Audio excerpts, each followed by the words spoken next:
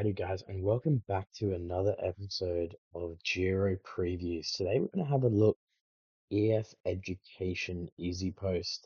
Now, as you can see, um, the big name on this team is Richard Carapaz.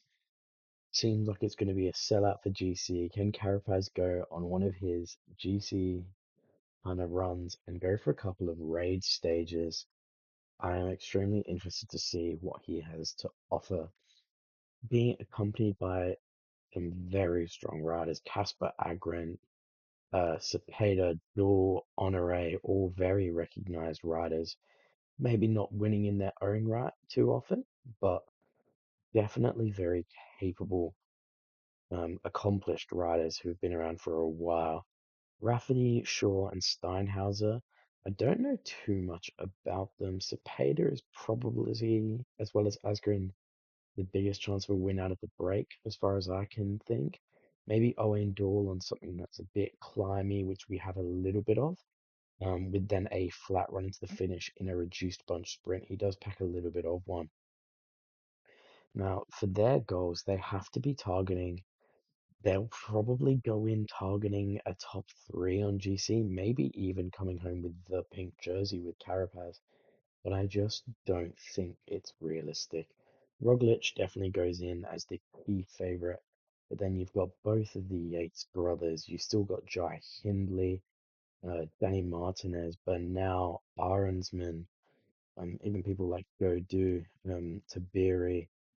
There's just a lot of people here who have the ability to beat him out. Even someone like Landa or Thomas Pidcock is a weird shout that if he's on peak form, he could do well, especially given there's not too many really high mountains.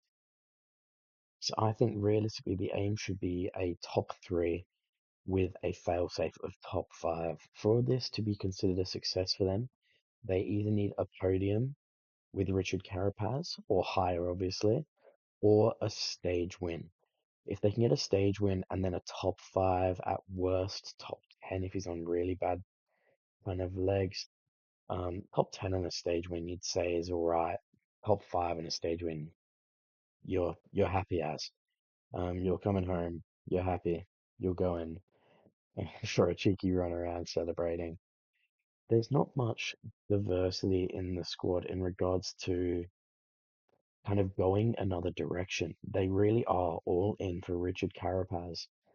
They have options to go on the break, but they've not brought a breakaway specialist like Bahrain Victorious, that was it, where they brought Peo Bilbao and Damiano Caruso.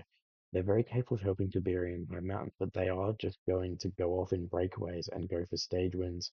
I think they lack that. Carapaz also doesn't have none of those riders to me scream high mountain domestique.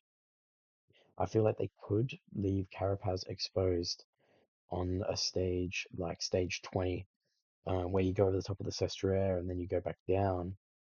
Not the Sestriere, the oh no, I've lost it.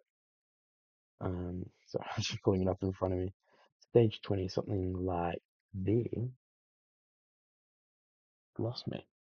I can't find it. Oh, the Fenestra. That was it.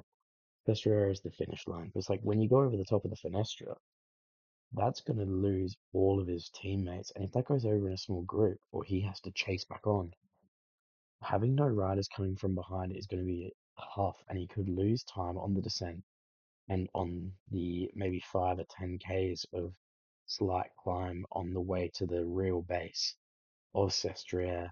But either way, thank you guys for watching. That caps off our Giro preview of EF Education First Easy Post. Um, Obviously, Carapaz has to go big. We know all of that sort of stuff. Thank you very much for watching. Have a great day. Like, comment, subscribe, and happy Giro.